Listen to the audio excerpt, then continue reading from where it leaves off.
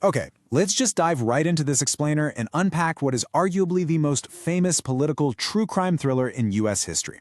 We're going to look at how a simple, honestly, kind of paranoid obsession with leaks snowballed into a massive constitutional crisis that literally brought down a presidency. The Watergate Scandal is this wild story of espionage, some major blunders, and a cover-up so monumental that it completely changed the way we talk about political corruption forever.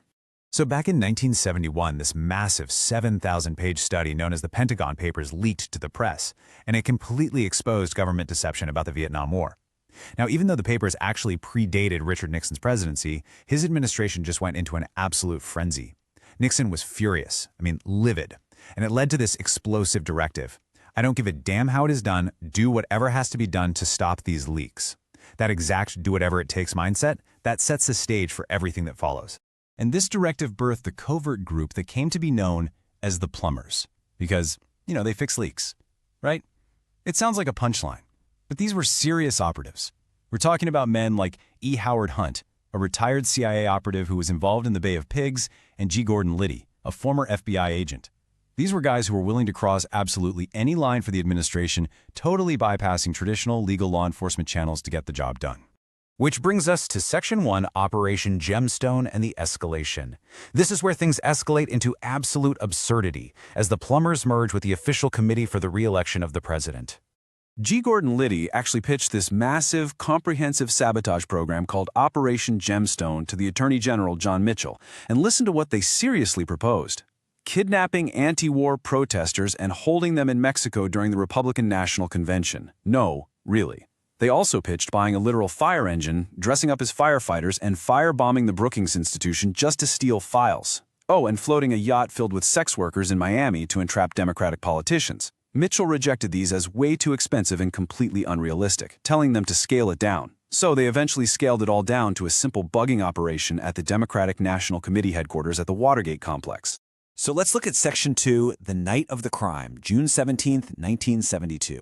It is truly baffling how these multi-million-dollar master plans turned into a scaled-down operation executed with just staggering incompetence. In an early, almost unbelievable blunder, James McCord, a former CIA officer and the head of security for the re-election committee, mind you, volunteered to tape the door latches at the Watergate complex so they wouldn't lock behind the burglars. But he taped them horizontally. He literally left the excess tape blatantly visible on the sides of the door for anyone walking by to see. For a team of supposedly elite former intelligence operatives, this was an amateur mistake of epic proportions. Tracing the precise timeline here shows how a series of clumsy mistakes led directly to their downfall. The burglars are waiting in a hotel room across the street. At 12:45 a.m., a lone intern working late finally leaves the DNC office. At 1 a.m., a 24-year-old security guard named Frank Wills is doing his rounds. He spots McCord's sloppy tape on the garage door, assumes a maintenance worker left it, and just removes it. When the burglars finally go in, they realize the tape is gone, but they decide, hey, let's just pick the lock and retape the doors anyway. So, at 1:50 a.m., Wills returns, finds the new tape, and immediately calls the police. And in a wild twist of fate, the responding officers were an undercover vice squad dressed as hippies driving an unmarked car. The burglars' lookout didn't even recognize them as a threat until it was way too late. The burglars were found hiding behind a partition and immediately surrendered. So we know exactly how they were caught, but we really have to ask the great historical question that is still debated to this very day. Why were 5 men, directed by the President's re-election committee, breaking into the DNC headquarters? Because no official consensus has ever been reached, we have to look at the conflicting theories here. One theory is compromat. Basically, they were looking for illegal foreign funding to the Democrats, or, even more sensationally, evidence of an escort ring connected to a Democratic staffer. Another theory points to CIA sabotage, suggesting the agency intentionally botched the break-in to smear Nixon, who had a notoriously tense relationship with the intelligence community. While the true motive remains a mystery, the fallout is absolute historical fact. That brings us to part 3, the unraveling cover-up.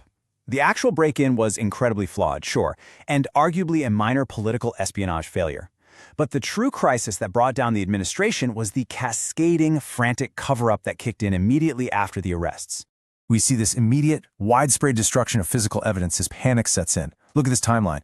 On the very morning of the arrests, G. Gordon Liddy is shredding the Operation Gemstone files. Step 2, White House counsel John Dean orders E. Howard Hunt's White House safe to be literally drilled open to clear out evidence of the plumber's past illegal activities. And most shockingly, Step 3, the acting director of the FBI, L. Patrick Gray, receives sensitive files from the White House and actually burns them in his own fireplace around Christmas. Meanwhile, you've got Washington Post reporters Bob Woodward and Carl Bernstein, tipped off by a secret source, starting to connect these destroyed dots right back to the Oval Office. The paranoia reached such terrifying heights that the cover-up actually turned violent. Martha Mitchell was the wife of John Mitchell, the head of the Re-election Committee. She was this vocal, popular conservative figure who happened to recognize one of the arrested burglars in the news as her former bodyguard. Well, to prevent her from speaking to the press, she was actually held against her will in a California villa by campaign security. She was physically restrained, a glass door was shattered in a struggle, and she was forcibly sedated by a doctor. The administration desperately tried to smear her as unstable just to discredit her story, which really shows you just how far they are willing to go to keep a lid on this scandal. Now for Section 4, the smoking gun.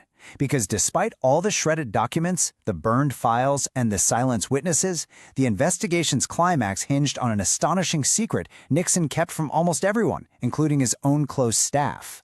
3,432. That is the monumental number of hours of secret recordings made between 1971 and 1973. Nixon had hidden microphones installed in his desk and all throughout the Oval Office specifically to preserve his legacy for history. In a brutal twist of irony, these tapes became the tangible, undestroyable artifacts of his undoing. And once investigators learned these tapes existed, a massive legal battle over executive privilege ensued just to get them released.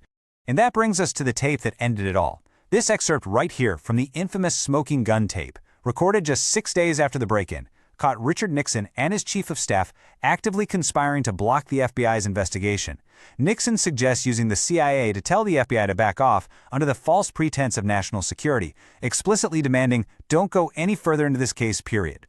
This was undeniable, recorded proof of obstruction of justice directly from the president's mouth. The cover-up was completely blown wide open. Facing completely certain impeachment from Congress for this abuse of power, Nixon took the unprecedented step of resigning from office on August 9, 1974.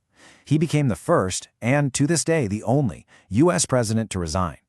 In total, 69 government officials were charged in the Watergate scandal, and many actually served prison time. Nixon himself, though, was spared a trial when his successor, Vice President Gerald Ford, issued a highly controversial pardon, essentially closing the legal book on Nixon's involvement.